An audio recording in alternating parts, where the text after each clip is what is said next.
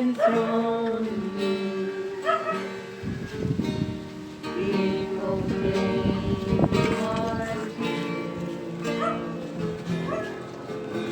standing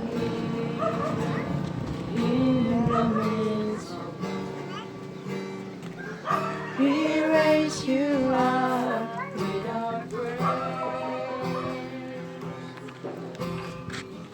and as we worship at your throne, and as we worship at your throne, and as we worship at your throne, come, Lord Jesus, and take your place. Jesus, we enthrone you.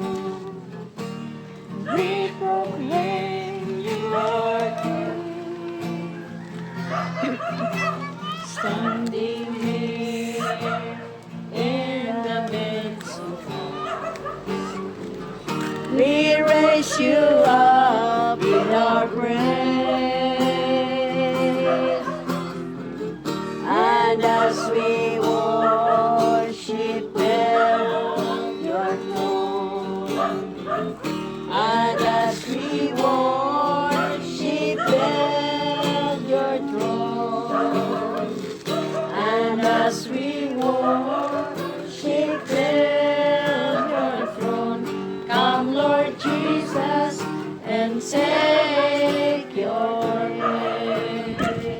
And as we worship at your throne, and as we worship at your throne, and as we worship at your throne, come, Lord Jesus, and take your place.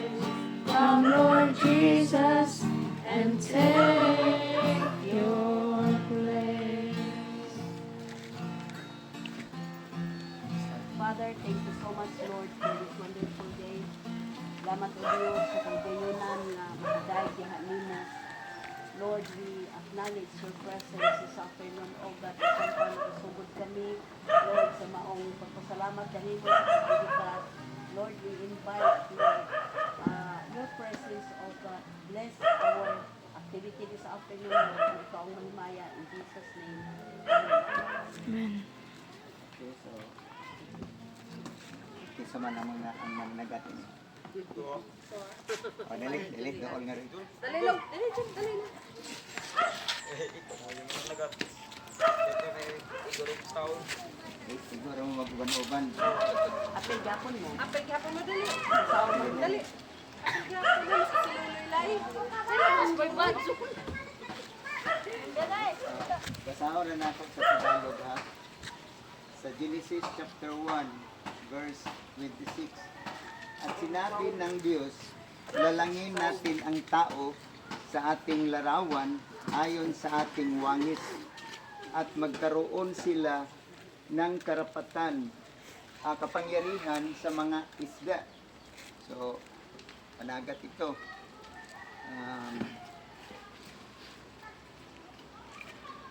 Sa dagat at sa mga ibon sa impapawid at sa mga hayop at sa buong lupa at sa bawat umuusad na nagsiusad sa ibabaw ng lupa. So, ang ginagawa natin o atong gibuhat karon, ididikar ning managatan. So, ang kamatuoran sa ato ang mga tao, ang uban nga dili lang tayo pamilyar sa Biblia. Kanang atong tinanawan tong gugulingon, tao ra taon niya ordinaryo. So, muna nga kuan kanang kutob sa atong panahona. Sahay ni nga aluoy nako. Bitaw, nalabin na ako nga atong namatang buot. more good lit, nata sa probinsya, nata sa dagat, or kung farmer man ka, naka sa umahan, o yung anak. So, usahay, ato pangunahon yung anak lang. Pero ang Biblia, nagtugaan sa kamatuoran nga, kita, gilalang ta sa Ginoo, gihimo ta niya sama sa iyang bagway, sa kalimuan. So, dili gud ta tamang ordinaryong tao. Aso lang, si Adan nga, atong lolo sa dugay na kayong panahon, nagkasala man siya. So muna nga ang katungod nga kita ang tayo magbuot sumali sa mga diri, sa mga isda sa dagat, sa mga langgam sa kanginan, sa mga kahayupan sa kanang kayutaan, o sa mga tanong, hinitabo niya na kuan kanang nawala na sa atoa. So muna nga ang Dios nagplano siya ngayon ibalik ug muna sa Ginoong Hesus yung ipadala diri. So si Ginoong Hesus kita nasabi ko nga kasagaran yun mga Romano Katoliko o aglipay gawa sining kanang gitawag ng mga laing relihiyon kauban na ng born again baptist, mga sabatista, saksi, mga saksi magpano na diri no. Oh, itawag natin sila mga laing relihiyon. Pero kita nga mga Katoliko, sinana, mituot nga si Jesus dito sa krus. Karong Marso, muna na, paingon na ta sa Biyernes Santo. So, igora sa mo, lantaw nga, namatay si Jesus dito. Pero wa kay ta makasabot niya anak nga, unsabay kabubuton sa Ginoo nga no nga namatay si Jesus. Ang plano sa Ginoo nga, mabalik ang giingon sa Biblia nga, ang tao mo'y magbuot sa yuta. So muna nga, si Ginoong Hesus, iyag yung gihimo ang tanan, iyang mission dito nga, dili lali mamatay. Okay, o pa man mo makasuway nga namatay, di lalim ni mamatay. Okay, kung nangamatay na, wala na sila. Okay, so, gibuhat na ni Ginoong Hesus para nga ibalik kini nga katungod. So muna nga, niining kapunon, sila ni Sir Jeline kay amo maning kauban, murag na kuan nami ka na bitawng nasakop na sa gitawag laing relihiyon pero pareho ra gud oron. Dili ni may tungod og relihiyon ang atong istorya diri nga ang atong relasyon mabalik ta sa Ginoo nga sa diha nga mabalik ta sa Ginoo kining panagatan isda man ang toyo nini ang mga isda mo saludar. Oh, naay testimony taga dinhi lang gyud ni sa Pacific tagahimbangan. So ang ilang pastor nakatambong sa seminar naghisgot og kanang gingeres langit kinakong gisulti karon nga balik ang magbuot. So nagyon ang speaker nga taga kanang Manila nga ngun ini daw ang tao nga naluwas na ni Ginoong Hesus. So mingadto siya sa dagat, niubog lang. Nga siya nga dagat mamati ka na ako. Kaya ako tinubos na ko ni Ginoong Hesus. Busa, doon na ako ikatungod sa dagat. Busa, dagat, nagaikog isda. So, ang mga isda mamati. Ano bitaw? So, girelate ni sa pastor sa Panyan. So, yung tagaimbangan, sa Panyan nagtambong og simba. Kalain ng reliyon. Okay? So, namati ning baguhan pa nga nagsimba. Ini din ha. So mo na nga niyang gibuhat at siya sa dagat. Ubog siya dito sa dagat. Magkaila ko nimo. Gitubos ako sa Ginoo na si Jesus sa akong kinabuhi. Busa tagaay kog isda. Palawod siya. Nakuha og 40 kilos. Parang lipayan niya. Libre sa kaayo niya. Report sa pastor. Pastor, yang gitagaan si pastor ang isda. Ano bitaw? So mo na nga harlipaya ko niya.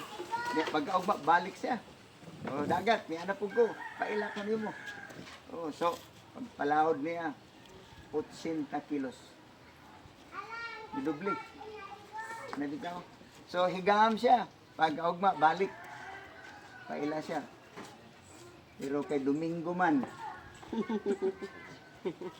0. Zero ka Domingo man. Oh, kasagaran sa to ang gyud kan bitang say makalimutan. Ay kanang Domingo sa Katoliko sa mo gina ka oras unta pero Di mo simba. nagamay di naman din ba? Ambot ko ngano. O usa ko ni ana sa una kay daghamon ko'y masaway gud. Adto man na mag-una bisag pari. Okay, mga pari, mga ilungon man, mga sugarol, mga so una nga kadaghan ito man ba pero kami nag-encourage nga mga tagtag panahon para sa Ginoo. Bitaw. So muna nga dinhi daghan pag mga bersikulo nga gisulti ang Biblia nga ang katungod sa tao na gibalik ni sa Ginoo pero ang una na itong pagbuhaton kailangan si Ginoong Hesus nga makasulod sa atong kinabuhi. So nining kaponon niya si Ginoong Hesus. Di mo siya makita. Di ko kita sa iya. Pero ni siya karon nag-ingon si Ginoong Hesus na naaman nila ako nagatindog ito mga pultahan o nagapanuktok. Ang namati sa kong tingog ug moabli siyang pultahan ako musulod aron makig-uban makigsalos walay katapusan. Ang pultahan nga giingon ni Ginoong Hesus dili pultahan nga sama ni ining balay. Pultahan ni sa atong kinabuhi. Way marka din sa atong dughan o likod bakaha nga pultahan kay espiritual man ni di makita. Pero naay pultahan. Si Jesus nagpulat ra nga dunay moabli niya. Pero ang tao dili makaabli kung di siya makabati niini nga mensahe na naaday si Jesus. Okay? So nagulat siya karon. So sa inyo bang pasudlon si Jesus sa inyong kinabuhi? Okay, so simple lang, duha ka butang para maabli ng pultahan. Una, muto o tani. So kita ni Ginoong Hesus. Okay. Muslim nga ni mga pulis diya sa balian. Kung may nag-lecture na mga pulis niya, Muslim siya, na pulis. So, bituo siya ni Jesus. Okay. Kaya usa siya sa mga prophet po sa mga Muslim, si Jesus. Daghang sila propeta. So, dawat po siya sa Ginoo. Dawat po na sa Ginoong Jesus. So, mana nang una, ikaduha, ang atong baba, kanang musulti ta, mulitok. Sayon na gununta, pero magkamaanad sa manako, tubo ko duhay akong religiyon. Akong tatay, Romano Katoliko man, akong nanay, aglipay. Pero magsuon rin mga isang duha. Pariyo, kamo ko mga G. O, kanang mga G, patay na. Mabao ko, mga G. Pero, sa akong kinabuhi, badlungon, pasaway. Ano bitaw? So, muna nga, sa dihang, miabot, sa akong kinabuhi nga hapit ko mamatay tungod sa aksidente, gusto na ko ni Jesus, di ko kabalo. So doon ay tao nga may ko sa buak, kung iya kong gitabangan, isabat ko sa pag-ampo gamit kong baba para si Jesus makasulod sa kinabuhi. Niya, wala yung relihiyon nga involved ni anak, kay relasyon man ang gisgutan ni ini. So, ang ito ay kinahanglan nga makasulod ta sa pakipagrelasyon sa Ginoo, palag-asa nga relihiyon. Sa may kung nakabati, siguro kuto bro pod mi sa kuande ay kanang bubon B kay kabalian man ang among focus karon sa pagwali. Ay lang. Tindog ko. Kamoy. Okay ra. So, ang among kuangyod magtabang nag-ampo ngani, apila mo ampo bisan Muslim, bisan nakalain-laing relihiyon, among giampo niya, among gidasig nga muhatag tag panahon sa pagsimba. So sa mga Katoliko, Domingo o sabay schedule sa mga kapilya din ha, dapat makatun sa nga kanang matambong ta. Kaliganan karon di na, di manambong. O nay lugar sa kabalian nga paano ko kanang regular mo ko mag-hike ug buntag. So kuan kanang nay nga G. So sa kapilya paglabay ko na may hunong gyud ko, ang kita kay nag-microphone man. So akong tan-aw, uy, duha ra man kabuok ang nasa simbahan. Kanang ang nangunahan ug ang mananabtan. Nag-wonder ko sa unahuna nga asa naman ang tibuok barangay, nga pili nga barangay naa sa mga 600 ang population. Duha ra na as simbahan, asa naman ang uban? But kasabot wala na sila mo ilaw Ginoo. So dapat enta naaatag Ginoo ni Ginoo kang Ginoo man iya sa kinabuhi. So, muna nga sa buha, nagdasig mi bisag unsang relihiyon ang among gikinalan karon nga sa mga gibuhat karon nga si Jesus makasulod sa atong kinabuhi. So kung ready na mo, masabat mo ini nga prayer himo aning inyong personal nga pag-ampo sa Ginoo. Sige, sabat mo na ako. Ginoong Hesus, salamat nga ani ka karon. Ani ka karon. Bituo ko nimo Mito ko ug nimo ila umiila na namatay ka dito sa cross ka dito sa tungod kanako. Ginoong Hesus, pasayloa ako sa tanan ko mga sala. tanan. Ginoong Hesus, akong giablihan karon ang pultahan sa akong kinabuhi. Ug ako kang giimbitar nga mosulod aron makig-uban kanako sa walay katapusan. Ginoong Hesus, isulat ang akong ngalan sa libro sa kinabuhi. Amen. Asa naman si Ginoong Hesus karon? Kasintasan. Ha? Oh, amen. Kailangan lang din ha. Wala reliyon involved ni anak. Sa kaso mga reliyon. Ang importante nga, kay balo mo mananat si Jesus. Yan sa kong kinabuhi. Yeah. Heavenly Father, thank you Lord for this opportunity. Lord, akong itugyan ni nga mga tao na kabatid karon. In Jesus' name, ikaw responsable kanila, Lord. God, kay balo ka sa imong angayang buhaton sama sa imong gibuhat namo. Sa salamat Father God, imong tanang katungod nito kanila sa pangalan ni Jesus. Salamat ng Espiritu ng dakita, exercise authority over you. Buhay ni mga tawhana, wala kay katungod nito kanila sa pangalan ni Ginoong Jesus. Amen. Kaya nga na ta sa pagdedikar sa Quran kanang sakyanan o ang kanang sanakukot. So, ang among naibalaan, ako naibalaan ton kay Ginoo may tagiya. Ngayon siya ang kalangitan, iya, apan ang kayutaan yatag sa tao. So, ang dedikasyon, mo kinibot kasabot nga, atong gitiyal sa Ginoo ug balik ang mga butang iyang gitiyal na to atong itugyan para siya gid ang tinuoray nga tagiya na kita piniyalan ra. Nakamatikod ba mo nga kita nga tag-iya pag amting kita sa atong gamit?